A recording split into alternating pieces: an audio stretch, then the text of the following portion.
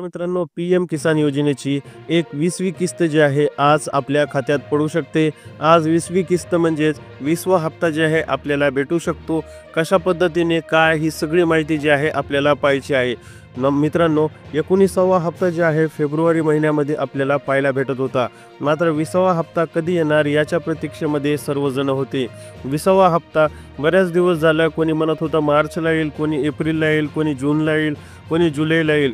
हे सगळं जरी व्यवस्थित चालू असलं तरी जूनपर्यंत 20वा हप्ता आला नाही आणि आपण पाहणार होतो की फेब्रुवारीनंतर 4 महिन्यानंतर जून येतं. मग जूनला जे आहे 20वा हप्ता यायला पाहिजे होता, मात्र जून महिन्यात आला नाही. मग का आलं नाही तर याचं कारण होतं पंतप्रधान मोदी जे आहे बाहेर दौऱ्यावर होते. मात्र आज आपल्याला जे आहे एक आनंदाची गोष्ट येऊ शकते, कारण पंतप्रधान मोदी जे आहे बाहेर दौऱ्यावरून वापस आलेले आहेत आणि पी-एम किसान योजनेची इन्स्टॉलमेंट जमा करणार आहेत अशी बातमी येते. मित्रांनो, पी-एम किसान योजनेचा आता जे आहे हप्ता 20वा आहे. 20वा हप्ता जर तुम्हाला पाहिजे असेल तर मात्र तुम्हाला काही काम करावं लागतील. ते काम कोणते आहेत तर तुम्हाला सगळ्यात पहिले KYC करावं लागेल. कारण आता आज किंवा उद्यामध्ये जे आहे नरेंद्र मोदी स्वतः बिहारच्या जिल्ह्यामध्ये जाऊन स्वतः इनॉग्रेशन करणार आहेत आणि तीही 22,000 कोटी. 22,000 कोटी छोटी मोठी रक्कम नाही मित्रांनो. 22,000 कोटी जे आहेत शेतकऱ्यांच्या खात्यात जमा होणार आहेत. प्रत्येक शेतकऱ्याच्या खात्यात 2,000 रुपयानुसार 22,000 कोटी जमा होणार आहेत. आणि भारतामधील टोटल शेतकऱ्यांची संख्या जी आहे 22.5 कोटी आहे. म्हणजे 22.5 कोटी लोक जे आहेत पी-एम किसान योजनेच्या हप्त्याचे जे आहेत लाभार्थी आहेत. मात्र मोदींकडून किंवा गव्हर्नमेंटकडून सांगण्यात आलेलं आहे की पी-एम किसान योजनेचा जर हप्ता पाहिजे असेल तर KYC mandatory for P-M Kisan registration. बघा, मी तुम्हाला परत एकदा वाचून दाखवले आणि हायलाईट करून दाखवले. KYC जर नसेल तर तुमचा हप्ता भेटणार नाही, हे मात्र तुम्हाला निश्चित ठेवा. आणि रजिस्ट्रेशन फॉर्ममध्ये जे आहे OTP बेस्ड KYC इतकं सोपं आहे. काय आहे, फक्त pmkisan.government.in वर ह्याच वेबसाईटवर यायचं. pmkisan.government.gov.in या वेबसाईटवर आपली जी वेबसाईटवर आहे त्याच्यावर यायचं. त्याच्यावर आल्यावर इथं KYCचं ऑप्शन येतं. मग ह्या KYCला क्लिक करायचं. KYCला क्लिक केल्यानंतर एक पोर्टल उघडतं. त्यामध्ये जे आहे आधार नंबर विचारते. KYCला अशी क्लिक केली की आधार नंबर विचारतं. आधार नंबर आपण बरोबर टाकला की त्यानंतर आपल्याला विचारतं की तुमचा मोबाईल नंबर टाका. आणि यानंतर मात्र मोबाईल नंबर टाकला की आपला KYC जे आहे OTPच्या मार्फत कंप्लीट होतो. एवढं सोपं आहे मित्रांनो.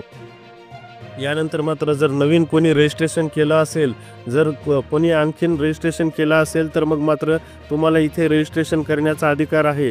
तुम्ही आणखीनही रजिस्ट्रेशन खूप सोपं आहे मित्रांनो. रजिस्ट्रेशनसाठी काही अवघड नाही आहे. इथे जे आहे न्यू रजिस्ट्रेशनमध्ये जाऊन जे आहे आपल्याला रजिस्ट्रेशन करता येतं. जी काय माहिती आपल्याला विचारण्यात येईल ती माहिती आपल्याला भरायची आहे आणि अशा पद्धतीनं जे आहे आपण रजिस्ट्रेशन करणार आहोत. यानंतर मात्र आता मेन प्रश्न राहिला की तुम्हाला लाभ भेटतो का नाही भेटतो, हे सगळं कसं विचार करणार. आता सध्या वेबसाईट स्लो आहे, नाही तर मी तुम्हाला दाखवलं असतं की तुम्ही जर रजिस्ट्रेशन केलं तर मात्र इथे बेनिफिशरी लिस्ट असते. हे बघा, इथं बेनिफिशरी लिस्ट आहे.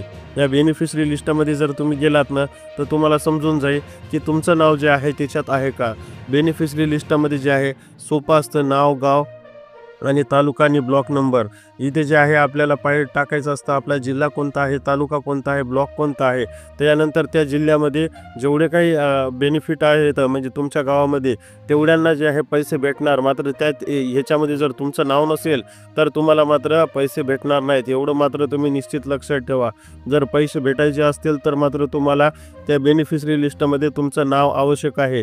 आता बघा, वेबसाईट स्लो आहे कारण बरेच दिवस झाले शेतकऱ्यांचे पैसे आले नव्हते आणि सगळेजण जे आहेत आता यादी जाहीर झाल्यापासून जे आहेत सगळेजण वाट बघत आहेत आणि स्वतः जे आहे वेबसाईटला जाऊन चेक करत आहेत आपलं नाव आहे का नाही. मात्र मी तुम्हाला तेच सांगत आहे, तुम्ही पण स्वतः इथे जाऊन नाव आपलं यादीत आहे का नाही हे चेक करू शकता. जर तुमचं नाव यादीत असेल तरच तुम्हाला आज किंवा उद्यामध्ये जे आहे पैसे भेटणार आहेत, नाहीतर तुम्हाला पैसे भेटणार नाहीत. मात्र सगळ्यात पहिलं यादीत नावाच्या पहिले तुम्हाला अजूनही वेळ आहे. तुम्ही जर KYC केलं नसेल तर मात्र KYC करून टाका. कारण जर KYC केलं नाही तर मात्र तुम्हाला पैसे हक्काचेही भेटणार नाहीत. कारण आता हा फेब्रुवारीला जे आहे 19वा हप्ता आलता. तर आता जून, फेब्रुवारी, मार्च, एप्रिल, मे आणि जुलै महिन्यात 20वा यायला पाहिजे होता, मात्र जूनमध्ये 20वा यायला पाहिजे होता, मात्र जुलैला येतो. आता पुढचा कदाचित जे आहे लांबू शकतो, कारण सध्या पंतप्रधान मोदी बाहेर दौऱ्यावर होते, त्याच्यामुळे हे हप्ता लांबला. मात्र आता तुम्हाला जर ही इथून जर KYC मधून जर हप्ता जर नाही भेटला, तर मात्र तुम्हाला 4 ते 5 महिने जे आहे वाट बघावं लागणार आहे पुढच्या हप्त्याची. म्हणून जर तुम्ही आणखीनही KYC केलं नसेल तर खूप सोपं आहे KYC करणं. KYC आत्ताच्या आत्ता करून घ्या. यानंतर मात्र आपल्याला पाहायचं आहे की KYC केल्यानंतर सगळ्यात मेन काम आहे बेनिफिशरी लिस्ट चाळणं. यामध्ये तुम्हाला लिस्ट चाळायची आहे. मग तुमचं नाव जर भेटलं तर तुम्ही निश्चिंत राहायचं. आज उद्यामध्ये जे आहे तुम्हाला हप्ता पडून जाईल. 2000 रुपयाचा हप्ता पडल्यानंतर मात्र नमो शेतकऱ्याच्या हप्त्याबद्दलची अपडेट मी तुम्हाला देणार आहे, कारण बरेच दिवस झालं नमो शेतकरीचे हे 2000 रुपये पडायचे बाकी आहेत. आणि यानंतर मात्र आपल्याला पाहायला भेटतं की PM किसानसोबतच नमो शेतकरीचे पैसे पडणार का, हा प्रश्न विचारले जात असताना मात्र PM किसानचे पैशानंतर नमो शेतकरीचे पडतील का नाही पडतील याबद्दल अजूनही अधिकृत कोणतं स्टेटमेंट नसल्याकारणाने माझ्या मते तरी नमो शेतकरीचे आत्ताच काही या महिन्यात पैसे पडतील अशी अपेक्षा नाही आहे. तर मित्रांनो आणि शेतकरी बांधवांनो, व्हिडिओला नक्की लाईक करा. रोजच्या अपडेटसाठी चॅनलला सबस्क्राईब करायला विसरू